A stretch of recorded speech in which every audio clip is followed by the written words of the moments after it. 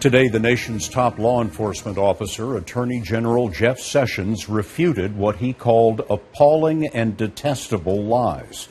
Sessions asked for today's hearing before the Senate Intelligence Committee's investigation of Russian tampering in the presidential election.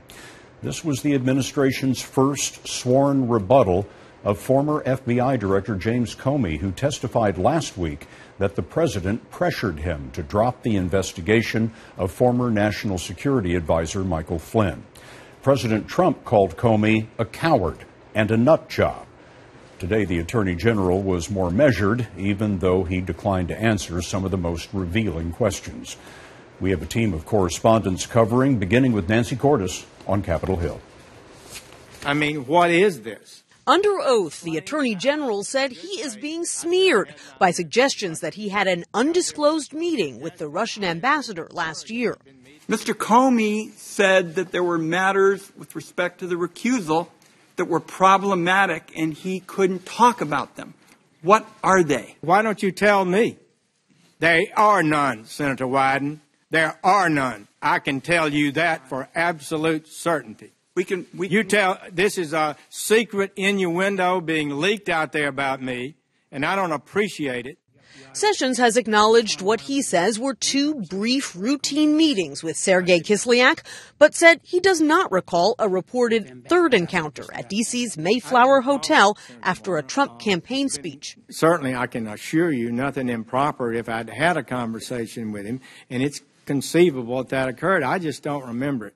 His former Senate colleagues asked Sessions about an Oval Office meeting in February. Comey told the committee last week that the president dismissed everyone but him. Florida Senator Marco Rubio. Do you remember feeling like you needed to stay? I do recall being one of the last ones to leave. He expressed concern to me about that private conversation. And I agreed with him essentially that there are rules on private conversations with the president. Several senators pressed Sessions to explain why he got involved in Comey's firing, even after he had recused himself from the FBI's investigation into Russian election meddling. It is absurd, frankly, to suggest that a recusal from a single specific investigation would render the Attorney General unable to manage the leadership of the various Department of Justice law enforcement components. The firing could spark an obstruction of justice investigation because the president has said the Russia case was a factor. And I guess I'll just have to let his words speak for himself. Answers like that frustrated Democrats who accused Sessions of stonewalling about his conversations with Mr. Trump. Has the president invoked executive privilege in the case of your testimony here today? He has not.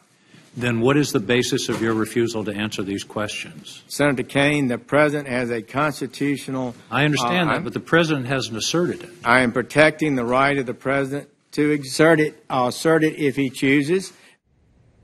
Sessions said he recommended Comey's firing because of his handling of the Clinton email case last year. Still, one top Democrat said tonight, Scott, that perhaps Sessions and other top officials should be held in contempt of Congress if they won't answer these questions about the president. Nancy Cordes in the hearing room for us.